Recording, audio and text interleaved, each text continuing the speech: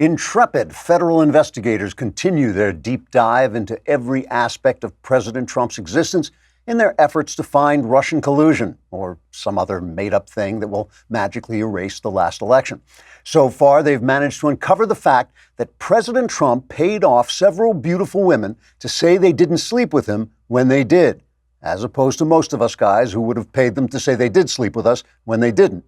Former Washington Post reporter Carl "This is worse than Watergate" Bernstein told reporters, quote, "This is worse than Watergate. For years, Donald Trump flew under the radar, pretending he was a self-effacing, quiet-living family man, when all the while he was actually a billionaire playboy. When the public finds this out, impeachment will be the only option," unquote. Federal investigators have now moved on to explore even murkier depths of the president's wrongdoing. Sources tell CNN, who tell sources, their sources say that sources are telling CNN that special counsel Robert Mueller is now looking into whether Trump lied when he recently said that his administration was the best administration in American history. According to NBC legal analyst Crackpot McSillyface, since Trump made this statement while an episode of Law & Order was playing on a nearby TV, it would constitute an act of perjury, according to the laws of Grand Fenwick, a country from the hilarious comic novel The Mouse That Roared, and who didn't enjoy that endearing classic. Carl Bernstein issued a statement about the new investigation saying, quote, "This is worse than Watergate. It's all well and good that Trump has reinvigorated the economy, destroyed ISIS, restored our friendship with Israel, and appointed constitutional judges. But once the public finds out that he's engaged in self-aggrandizing hyperbole, impeachment will be the only option," unquote. After that, Bernstein dozed off in his chair, waking only occasionally to cry out, "This is worse than Watergate," making him indistinguishable from the rest of the Democrat Party. Trigger warning, I'm Andrew Klavan, and this is The Andrew Klavan Show. I feel hunky-dunky, life is tickety-boo. Birds are winging, also singing hunky-dunky-doo. Ship-shaped, tipsy-topsy, the world is zippity-zing. It's a wonderful day, hurrah, hooray! It makes me want to sing. Oh, hurrah, hooray! Oh, hooray, hurrah! So I had a revelation over the weekend. I was thinking back to the Clinton administration. I was remembering, I was out of the country for most of the time, but I remember a lot of the screaming and yelling, the desperate anguish that tore the country apart over his affair with Monica Lewinsky. Remember, and the economy was doing well. And I always thought Clinton, for reasons that didn't all have to do with him, was actually a good domestic president, though a terrible foreign policy president. But he was a solid domestic president, pressed to become a right-winger by Newt Gingrich and the right. And the country was doing really well, and everybody was just ripping each other to shreds over the Monica Lewinsky scandal and the impeachment trial and all this stuff. And then shortly after that, shortly into George W. Bush's administration, 9/11 happened. And there was this genuine, terrible tragedy that shattered, ultimately it shattered everything. It shattered the peace. It destroyed the concept of multiculturalism. It destroyed the age of irony. Remember the age of irony? And finally killed the Reagan boom under this kind of shroud of war, unpaid for war that we went into. And right after 9/11 happened, The Onion ran a funny headline, "Americans long to care about stupid crap again," reflecting back that all that stuff that had been so much turmoil and so much anguish that it was really just stupid crap when you compared it to the real terrible things that can happen in life. And I was thinking, that's exactly what these last 2 years have been like. These last 2 years have been terrific years for America. The economy has been good. Employment has ramped up. The whole manufacturing base has come back through Trump's administrations.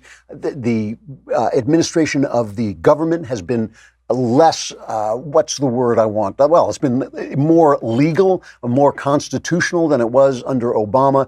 Obama's foreign ideas and his leftist governance has passed away, and whatever was left of his legacy has been erased. Been really 2 good years, and all this anguish and all this craziness has really just been stupid crap. And if a tragedy, God forbid, happened to this country, the first thing we would think is, I long to care about that stupid crap again.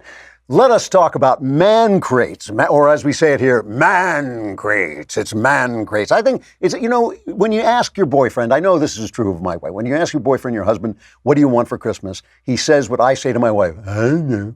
That's the way guys think about the things. We don't really know what we want, but you can not go wrong if you get him a gift from Man Crates. Man Crates bring you wonderful gifts in a wooden crate that has to be pried open with a crowbar. So let me tell you, your guy's not going to care what's in the crate as long as he gets to pry open a crate with a crowbar. That's what we want. But inside they have great crates like the knife making kit and the Grill Master crate. I have that. I love the Grill Master crate, and I especially love the Whiskey Appreciation crate, which I also have. Great gifts that your man will like whether he knows it or not. So listeners to the show can buy one gift and you will get the second gift for 25% off when you go to mancrates.com/Klavan. This offer is only for the holidays, so buy one gift and get the second 25% off at mancrates.com/Klavan. That's mancrates.com/Klavan. You can pry open that thing and roar to the heavens. How do you spell Klavan? It's Klavan. So the end of the year is coming. The Klavanless Christmas is coming. Now, the Klavanless Christmas isn't so bad because you get Jesus. If you don't have Jesus, you're just screwed. You don't have Jesus or me, you're just screwed. But you can get by without me if you have some Jesus for your Christmas. And, I thought I was taking a look back at the year and what I thought of this year. And I really did think, like all this time, it's been all this craziness. Oh, did Trump pay off to bimbos? Does not? Yes, that's the answer. Yes, he did. He did it. And we can now move on and try and solve the problems of the country. And I was just thinking, these really have been good years. For me, the peak of the Trump administration was the Kavanaugh confirmation. It was a beautiful, beautiful thing to see Republicans stand up to a genuine wave of anti-due process, anti-fair, anti-male, anti-truth hysteria that was so well organized and so general among the press. You now forget how every single press outlet, except for Fox, obviously, was on this bandwagon of, oh my goodness, Brett Kavanaugh has to be stopped. And of course, they never cared whether Christine Blasey Ford was molested in high school. They never cared about that. It was never about that. It was just stopping a conservative justice. That's all it was about. But it was enough, especially to play on the hearts and minds of women. Women, are the Democrats' prime target with this stuff. And their people were screaming. And the New York Times, if the editors at the New York Times during this period of Kavanaugh hysteria had just gone out into a cow pasture and stuck their heads in a paddy, they would have stunk less than they stunk putting out article after article about how, I was raped and therefore Kavanaugh is guilty, which is insane. And yet the Republicans stood up to them, won the day, and actually the voters seemed to agree with that. And the voters seemed to say, yes, this was wrong, this was hysteria, and we want our due process. We do believe in innocent until proved guilty. It was a beautiful, beautiful thing, and I don't think it would have happened necessarily without Donald Trump. So now, here come the Democrats. The Democrats are on their way, and so we can say goodbye to a lot of whatever was going to get accomplished. They didn't get a lot accomplished, but they did some stuff in Congress. And that you can pretty much say goodbye to it. Now we're going to talk about the wall. This is the new thing right now. Is the government going to shut down over the wall? I doubt it, but no one knows. That's what they're arguing about. And at the heart of this argument now has come the death of this 7-year-old girl. I talked about it last week. She was from Guatemala. She came over with one of these horrible coyotes. They dropped her and like 160 people, her and her dad and 160 people in New Mexico in the middle of nowhere, in the middle of the night. And the border guys, all they have is one bus. They brought the bus. The first load of people they brought back was I think unattended minors. So it was just kids went in the first bus, and then they came back and they put this girl in the second bus. They said to the father, is she okay? She was okay. She wasn't exhibiting any signs of the fact that she was actually dehydrated. She got on the bus.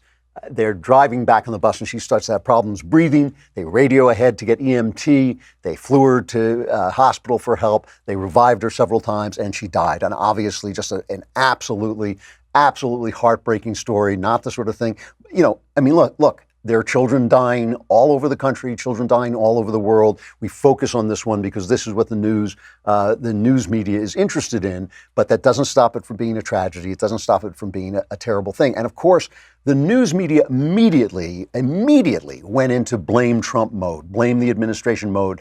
And you always have to ask underneath this, well, what do you want? In the same way you had to ask about Kavanaugh. You don't really care about Blasey Ford, so what do you want? You want to stop Kavanaugh. In this, What do you want? Do you want open borders? Is that really what you want? Do you really want the floodgates to be open and our local people to have to vie for jobs with people who just wandered in? Do you really not want there to be an immigration system? So, of course, it was all blame the administration. NBC immediately reported fake news. She didn't receive medical help. She did. She got medical help right away. These guys save thousands of lives. Our border guys save thousands of lives every year, and it is not their fault that people are coming over and doing this. Politico said a lot of people use the headline.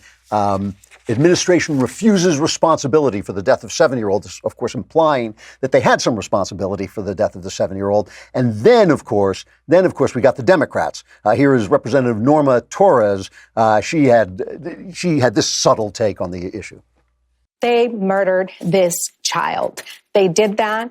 They murdered the 18-month-old little girl that died a few days after they released her back in June, and they murdered many other children, and they're separating families, and they must be held accountable.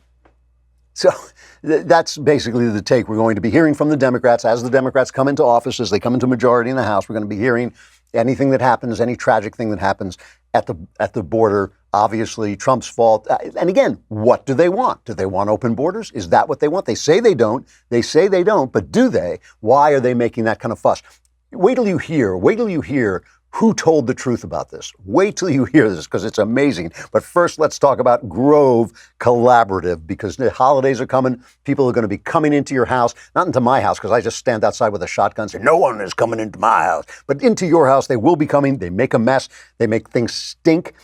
But you can get some house cleaning, natural house cleaning material from Grove Collaborative, Mrs. Meyer's Holiday Scents. And I've got some of these, and I smelled them, and they really do smell terrific. You can get, when you get the holiday set with your first order of $20, you'll also get Mrs. Meyer's Holiday Hand Soap, Mrs. Meyer's Holiday Dish Soap, Mrs. Meyer's Holiday Multi-Surface Spray, Grove Collaborative Red Cleaning Caddy, Grove Collaborative Walnut Scrubber Sponges. Plus, if you spend $39, you'll also receive a free Grove stoneware tray to beautifully display your new holiday soaps. All this stuff, all natural, smells really great. Shop Grove before this exclusive holiday offer runs out. This stuff will be all gone come after the holidays, but for a limited period of time, my listeners who sign up get amazing free Mrs. Meyer's holiday product, a free 60-day VIP membership, and a surprise bonus gift just for you when you sign up and place an order of $20 or more. Check out Grove and our special offer at grove.co/Klavan. That's grove.co, not com,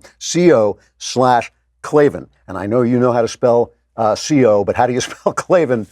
It's Klavan. No E's in Klavan. I just make it look easy.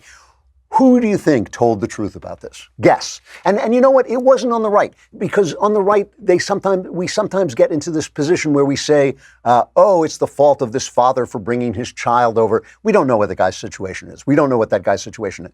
Who told the truth? Chris Cuomo.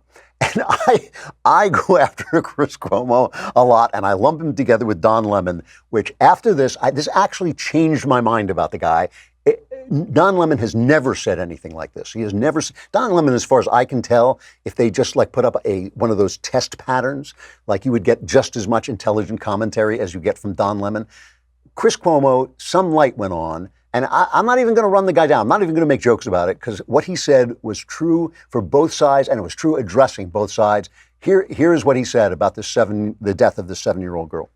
Don't demonize people working on the border with false allegations. Don't demonize those desperate enough to do something like this father did for his daughter from Guatemala. Walls matter. But this stare down between the president and the Democrats is a deadly distraction. It's not a single issue problem. We're not a wall away from safety. This system is killing people. The rules allow a flow that the agencies cannot handle. There is desperation on both sides of this. Change is a must. We will see more of this. I hate to say that. I am not an alarmist. God forbid I'm right, but there's no other reasonable conclusion. If you can't accommodate the flow, and people are desperate enough to come any way they can, you're going to have more extreme situations. We can do better. You don't have to let in more people to treat those who apply with humanity and to have a system that has rules that correspond to the resources needed. I have nothing to add to that. I can't believe I'm saying this, but I am. I mean, that was good stuff from Chris Cuomo. On the right, we waste a lot of time demonizing the people who come over because we say, well, if you cross over, you're a criminal. But of course we know that, and we know there are criminals. And when the people on the left say, oh, there are no criminals, that's ridiculous. We know that criminals come over. Why not? It's a criminal act to break into the country. That's true. But we also know people who are coming over who are desperate. They are tricked by these coyotes. They're told it's easy to get in. They're told once they're in, they're going to be, full citizens, whatever they're told. They don't know, how do they know what the truth is? And you come over with your kid and your kid dies, that's a tragedy. It's a tragedy either way. None of us can sit and say, none of us can shrug that off. And he's right about this. He's right, too, that Trump is stuck with the wall. He promised the wall. He made the big issue over the wall. The wall would be helpful. I do believe the wall would be helpful. I'm not sure it's the most helpful thing. I'd rather see that E-Verify really put into effect. But the wall would be helpful. But it's not the only thing. And the issue is, guess who also says this? Donald J. Trump, who is president of the United States, also says this. The problem is Congress. The problem is Congress, and the problem with Congress is to some degree the people. The people will not let them compromise no matter what they do. If anybody on the right says, hey, ultimately the people who are already here are going to have some kind of path to legitimacy, if not to citizenship, the right goes insane. But that's the truth. That's the way it's going to be. I've told you this from before Trump was running for president, that at some point, the people who are here are going to have a path to legitimacy. And if anybody on the left says, oh, you know what, we actually do need security, and here is what it looks like, and here's what we're going to do. I mean, we heard Chuck Schumer in that meeting in that argument with Trump say, we're offering you the same thing as last time. I mean, if it was good last time, but of course it wasn't good last time. So they're cowardly, they're mealy-mouthed, they're lying about what they want, and Chuck Schumer's waving his pen around and saying, we let King Donald make a law. What do you expect? You don't expect us to make laws. We're just legislators. When you have Chuck Schumer saying that, that's a problem too. Chris Cuomo is absolutely right. Stephen Miller, who I always admire, I think the guy gets hit a lot because he's kind of a wonk. He's kind of super wonk, but and they make fun of his hair. When they're making fun of your hair, you know that you're on the right track. But he was on Face the Nation with what's her name, Margaret Brennan, and she is basically trying to load the fault on the Trump administration, and he's taking the partisan tack. But the partisan tack is also true. Play the first cut of this. Who bears responsibility for her death? Our hearts break for the tragic death of the 7-year-old girl. The loss of that precious life is horrifying. It is a painful reminder of the ongoing humanitarian tragedy that is illegal immigration and the misery that it spreads. A coyote dropped off 163 migrants in an extremely remote section of New Mexico. Those individuals were found by Border Patrol, who, many cases, act as first responders. In fact, Border Patrol saves about 4,000 lives every single year. Unfortunately, hundreds die on the dangerous trek up. Smuggling organizations profit off death and misery. They are vicious, vile organizations. And so she now asks him, this is cut number 3, she asks him, is there going to be a shutdown over the wall? Everybody's obsessed about the shutdown over the wall. To me, the entire issue, if you're going to shut down the government over that, is so political. It's so much for show. What are you going to get? There's $5 billion at stake, which in our government at this point is chump change, I'm afraid to say. What's going to happen? Are they going to shut down the wall and get $3 billion? I mean, I think it's going to cost so much more than that to get the wall going. Trump is just looking for a win on this. Obviously, the Democrats cannot give it to him. So it's an impasse. It's an impasse. And so it's really just show. But here's his response, just to put it on the record. I want to get to this question of the border wall, which I know you're a huge advocate for. We are about 5 days from potential government shutdown, and Republican leadership says there's no plan. What is the president's plan, and will he shut it down to get this $5 billion in border wall funding? We're going to do whatever is necessary to build the border wall to stop this ongoing crisis of illegal immigration. And that means this is a very, if it comes to it, Absolutely. This is a very fundamental issue. At stake is the question of whether or not the United States remains a sovereign country, whether or not we can establish and enforce rules for entrance into our country. The Democrat Party has a simple choice. They can either choose to fight for America's working class or to promote illegal immigration. You can't do both. Is there wiggle room on that $5 billion? I'm not going to negotiate the details on air with you right now. Well, Senator Schumer said this morning you're not getting the border wall in any form. If the Democrat Party if the Democrat Party wants to go down the road of continuing to preserve a model that enriches smuggling organizations, that spreads misery on both sides of the border, that kills 300 Americans a week through heroin overdoses alone. By the way, illegal heroin costs our country $230 billion every single year. So what is the Democrat Party going to do? I think we know. I think we know what the Democrat Party is going to do. With the raid on Michael Cohen's office, with the conviction of Michael Cohen, with Michael Cohen turning, he was a sleazy guy before, he's a sleazy guy now. Now he's a sleazy guy pretending to be the savior of our country. But with him turning evidence, they're now going to investigate every single aspect of Trump's life. When I started the show with that, kidding around about that, that's no joke. That is what we're going to be looking for. There's going to be a subpoena every day. Adam Schiff, the closest thing we have ever had to Joe McCarthy since Joe McCarthy. I call him Tail Gunner Adam. They used to call Joe McCarthy Tail Gunner Joe. He is just any innuendo he can use, anything without proof, any charge he can make without proof, he will make. He's going to be the head of the House Intelligence Committee, I believe. Yes, he will be the head of the House Intelligence Committee. And well, here's what he said. Remember that Trump said, they asked Trump once, because they're always trying to get the future from Trump, what crazy thing is he going to do next? Is he going to fire Mueller? And at one point, Trump said it would be a red line if they started to investigate my personal finances as a way of getting at me. And here's what Schiff said on Meet the Press.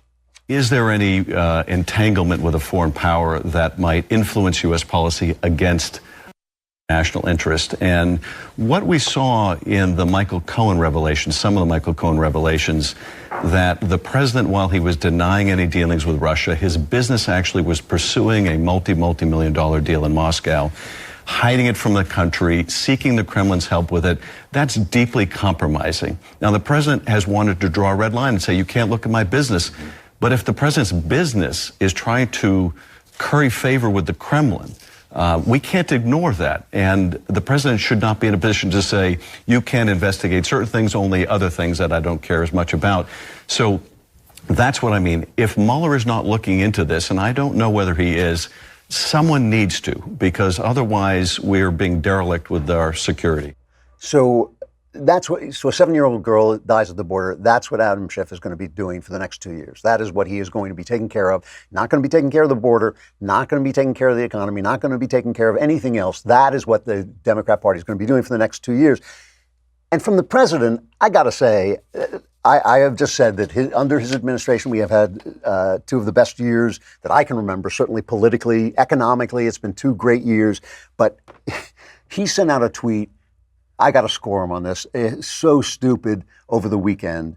On Saturday Night Live, they did a skit, It's a Wonderful Life. They stole this. I don't know if they did it intentionally, but Hugh Laurie from House? He had a show when I lived in England called A Bit of Fry and Laurie, and they did one of the funniest skits I've ever seen against Rupert Murdoch. It was It's a Wonderful Life, and the idea was what would happen if Rupert Murdoch never was born and everything would be great. And it was this attack on Rupert Murdoch.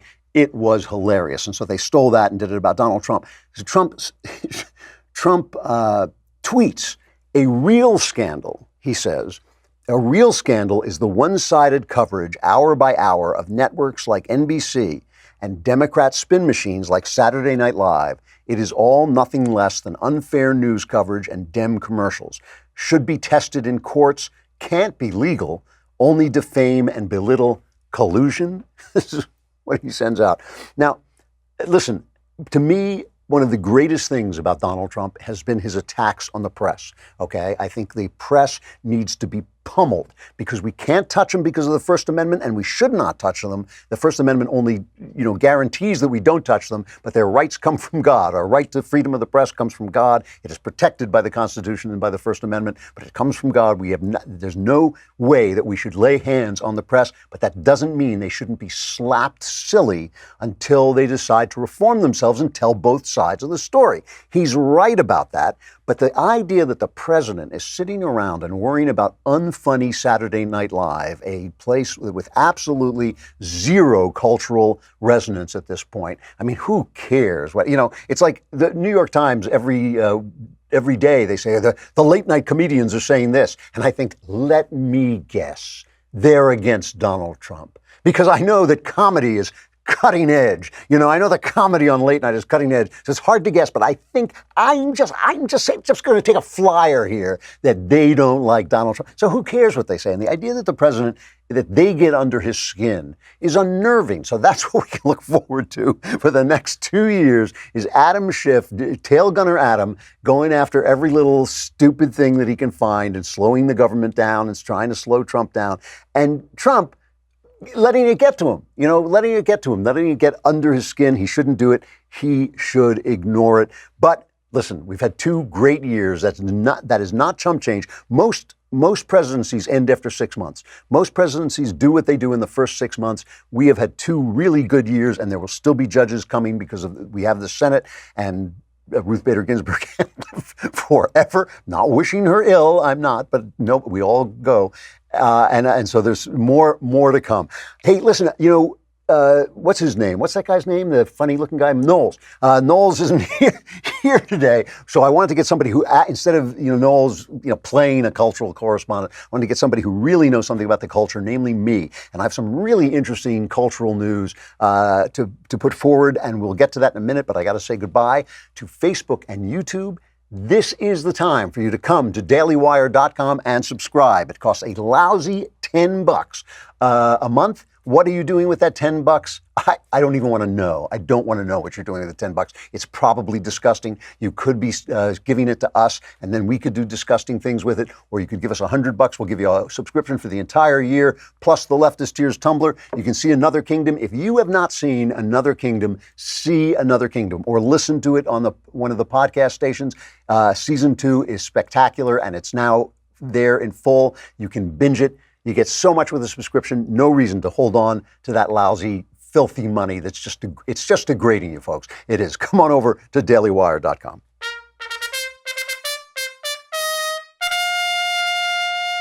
All right. I have a lot of cultural stuff I want to talk about, but I want to start with something about an institution that's actually near and dear to me, which has done something terribly, terribly wrong. It has committed a breach of justice. The Mystery Writers of America, where they give the Edgar Awards for Best Crime Writing. I've been nominated for it 5 times. I've won a couple of them. They're an organization largely of lovely people, but they did something truly wrong. And I got to talk about, I believe that I am the youngest person ever to join the Mystery Writers of America. I lied about my age and joined. I think you have to be 18, or you did then, and I lied about my age, and I joined when I was 15. And my major memory of that period of the time, because I think I let my membership lapse and then came back and joined legally, but my major memory of belonging to the Mystery Writers of America at 15 was I went into New York to a cocktail party, which was very sophisticated for me, at Mystery Writers of America. And mostly it was, in those days, it became a much bigger organization over time, but in those days it was mostly old ladies who did write mysteries. And I went to a cocktail party in Manhattan, and this elderly gay guy, I call him elderly, he was probably 50, but to me, I was 15, started to chase me around the room. He tried to pick me up, and I said to him, even at 15, I was cool. I was so cool. I just said to him, hey, I'm really flattered, but I'm completely I can't tell you how uninterested I am in sleeping with you. And I walked away, and he started to follow me. And wherever I went, whatever conversation I went, and here I was, this 15-year-old trying to be a sophisticated guy at a writer's party. I wanted so desperately to be a writer, and here I was hanging out, and this guy just would not leave me alone. And I kept saying to him, please, I'm not interested, and I get it. I have nothing against you. And in those days, I could have called the police, but please leave me alone. And he just kept following me around. And finally, I turned to him and I said, dude, if I were a girl, I didn't say dude because in those days we didn't say it. I said, but if I were a girl and you were doing this, you would understand you're a creep. But I'm not a girl, and because I'm not a girl, I'm going to knock you into the middle of next week if you don't get the hell away from me. And that finally chased him away, and he left. So I didn't get screwed by the Mystery Writers of America, but somebody did. Linda Fairstein. Linda Fairstein was an intrepid prosecutor, Manhattan prosecutor. She specialized in rape cases. She was a very brave spokeswoman, sometimes saying, listen, you got to understand that some of the people who come in and say they've been raped haven't been raped. You can't believe all women. But she prosecuted rape fearlessly. And she, from 1976 to 2002, and I'm reading this from a City Journal piece by Paul Hawthorne, but I know a lot of this stuff anyway, but I just want to make sure I get the facts right. Linda Fairstein headed the Sex Crimes Prosecution Office under Robert Morgenthau, the Manhattan DA, and she wrote a book on sexual violence, Our War Against Rape, and she became a mystery writer, and she wrote mysteries based on her knowledge of being a prosecutor. And last month, the Mystery Writers of America named her a Grand Master, which is the highest honor of the organization, and they gave her the Grand Master Award. And she started to get attacked because she was a prosecutor during the Central Park Jogger case in 1989. Now, the Central Park Jogger case was an atrocity. A group of kids went out, beat up several people in Central Park, raped and beat this woman into insensibility, and they were largely black, and she was white. Her name. Let's see if I have her name. Her name was Tricia Melly, and she was just brutally injured. And several of these kids were sent to prison for it. And at the time, it was said this was a gang attack, right? It was a gang attack. And at the time, the jury knew that the DNA did not match the people who were being convicted, but it was a gang attack. They didn't say that they had personally raped her. But later they were released because it was shown that the DNA was attached to somebody else, and somebody else confessed to being the guy who actually did the rape on this woman. But to me, it is an open question. These guys have sued, and the city settled with them for millions of dollars. They made out like bandits, basically. But there were other people who were 6 men who were viciously attacked in the park that night, and these guys admitted to doing it. They admitted to doing it. So people at the LA Times, Steve Cha, a Korean-American writer and editor of the crime section of the Los Angeles Review of Books, wrote in the Los Angeles Times, Fairstein shouldn't be the toast of a black tie literary gala. She should be notorious. She was personally involved in securing the false confessions that formed the prosecution's entire case, fueled by racist tensions and racist rhetoric. I remember this case. There was no racist rhetoric except on the left claiming that this was a problem. He compared them to the Scottsboro Boys, the Central Park Five. It was 5 juveniles convicted, and they started this big furor about this, and they took away Linda Fairstein's award.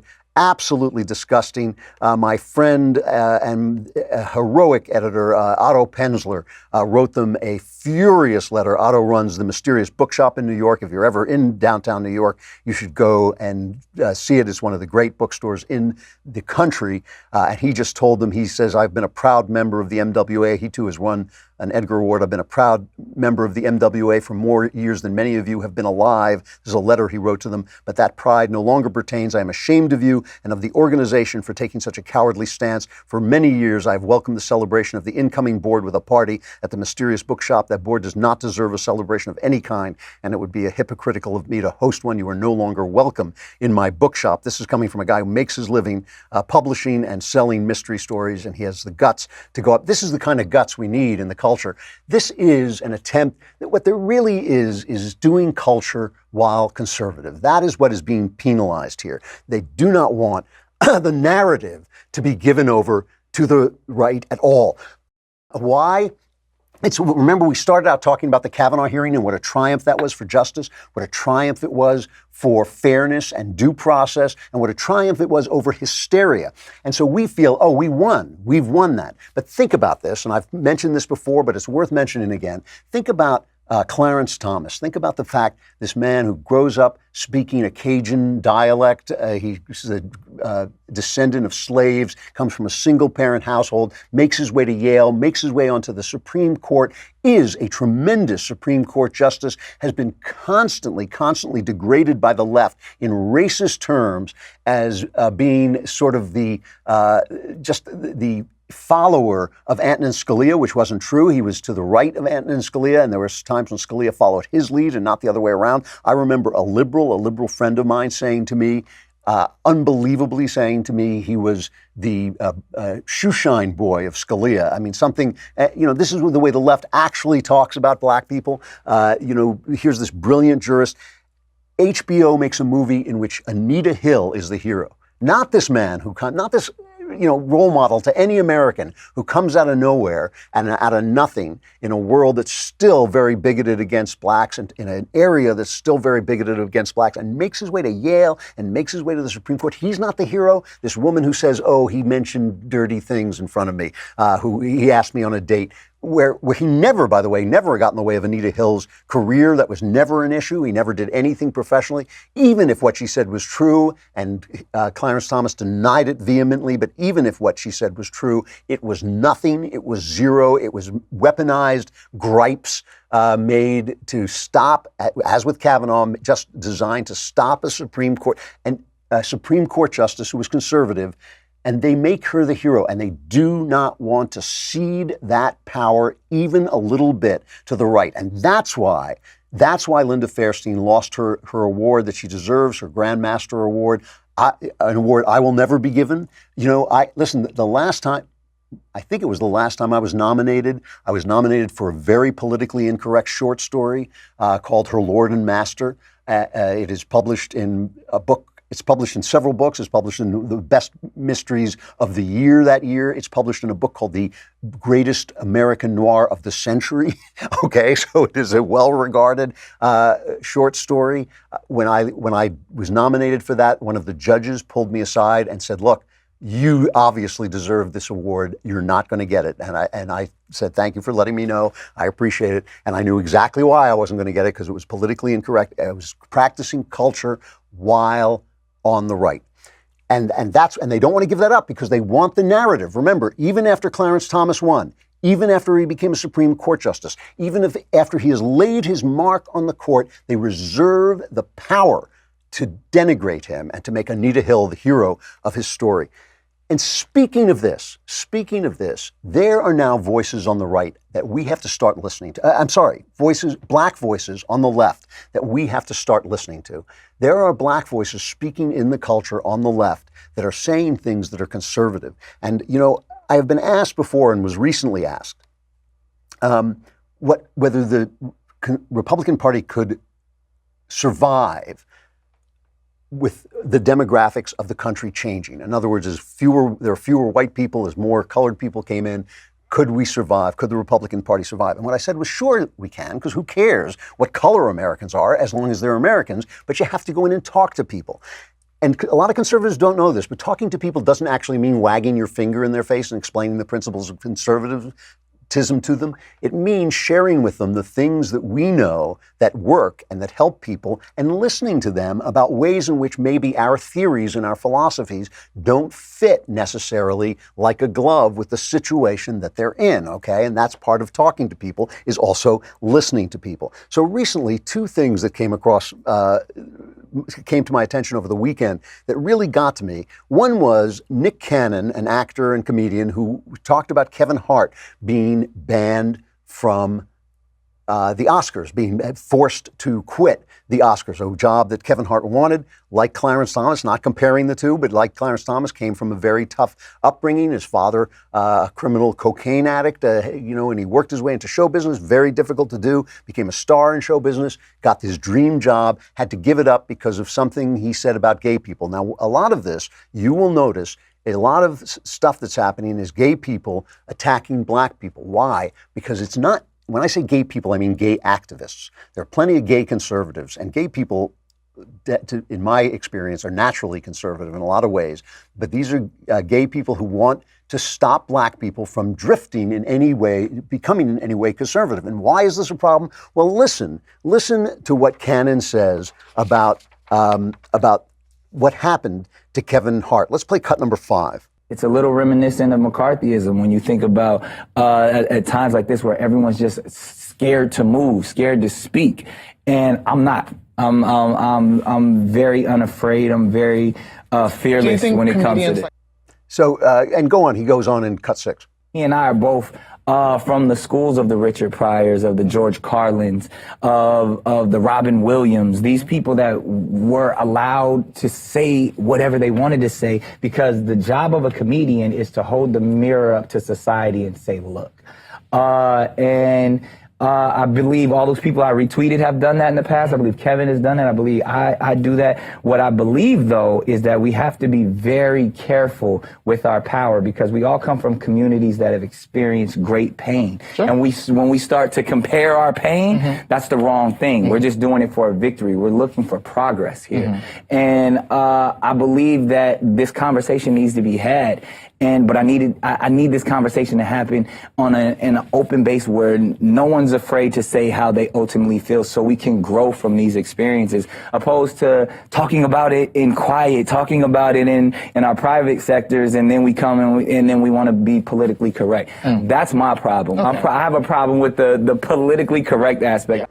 Okay, so everything this guy is saying, I agree with. Now, he probably thinks I'm the bad guy, right? He thinks, oh my gosh, an old white male, conservative Republican. And yet, here we have common ground. We want free speech. The people that he's comparing himself to, just look, an artist is an artist first. And, you can't, being an artist, I am an artist, and I'm going to tell you, it is like your skin, it's like your lungs, it's like when people ask you, would you rather have a happy romantic relationship, or would you rather be happy in your work? If you're an artist, saying you're not happy in your work or you're not doing your work is like saying you have no lungs. It's like saying you have no heart, no blood, you're dead.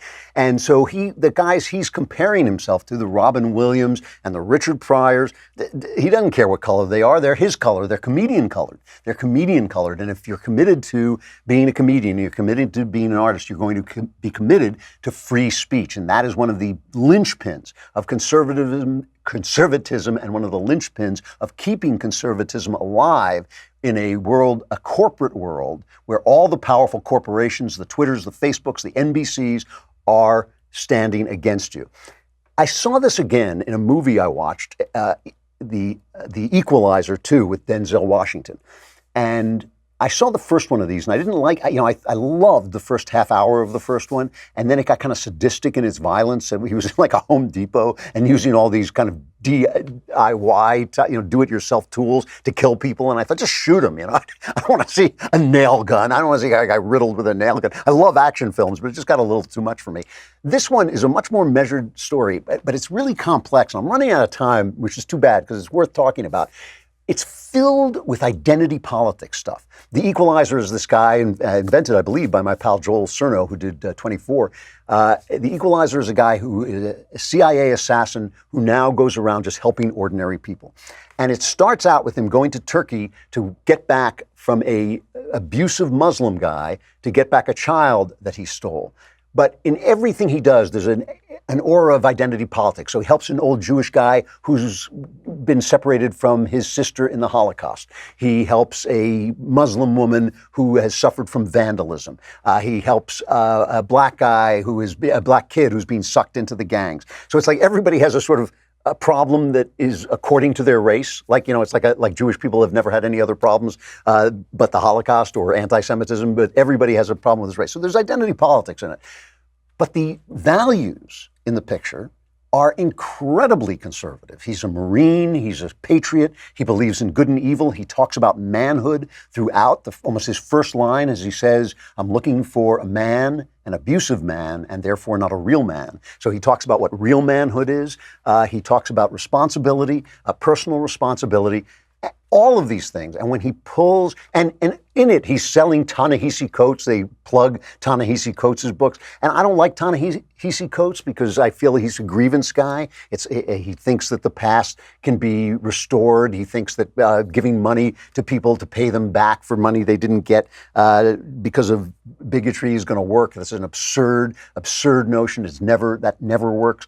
But okay, I'll listen. If there's something black people find in Ta-Nehisi Coates that I don't see, I'll listen to that. Because listen to this speech he makes to this young kid after he pulls him out of a gangland situation. Listen to what he tells him. What do you see when you look at me? Tell me. You better give me a right answer to what you see when you look at me. Killer, what you see, yummy? You don't know. Oh no. Man ain't spelled G-U-N, son. You got a choice. You got talent. You got a chance, and I want to hear about your environment, what your mama didn't give you, and the white man won't give you no shot. You got a chance. Use it while you're still alive. You don't know what death is. You have no idea what death is. If that's not conservatism in a nutshell, you don't know what death is. Use your talent while alive. Don't worry about what the white man won't give you. Don't worry about what your environment and what your mama wouldn't do for you. I mean, is there anything in that? Is there anything in that we disagree with? Now, Denzel is a Christian, I know, but I also know he's a liberal. and yet, where do you get that message? You never get that message from the left. It is all about the game is rigged. You've got no chance. You've got to right the wrongs of the world. The wrongs of the world will never go away. They're never going away. They can get better. You can do work to right the wrongs of the world. But if you've got talent and you've got a chance, you do it just what he said. These voices are our voices.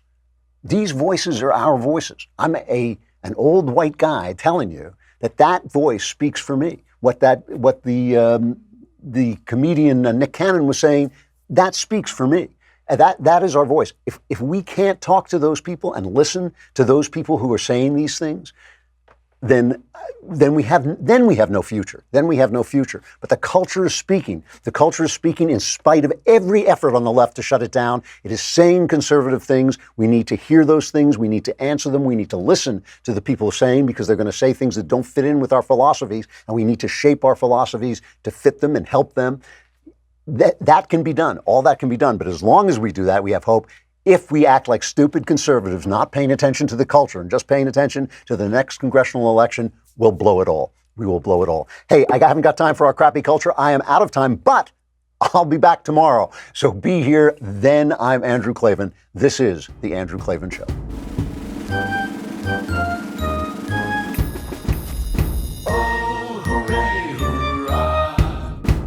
The Andrew Klavan Show is produced by Robert Sterling. Executive producer, Jeremy Boring. Senior producer, Jonathan Hay. Our supervising producer is Mathis Glover. Technical producer, Austin Stevens. Edited by Alex Zingaro. Audio is mixed by Mike Cormina. Hair and makeup is by Jesua Alvera. And our animations are by Cynthia Angulo and Jacob Jackson. The Andrew Klavan Show is a Daily Wire Forward Publishing production. Copyright Forward Publishing 2018.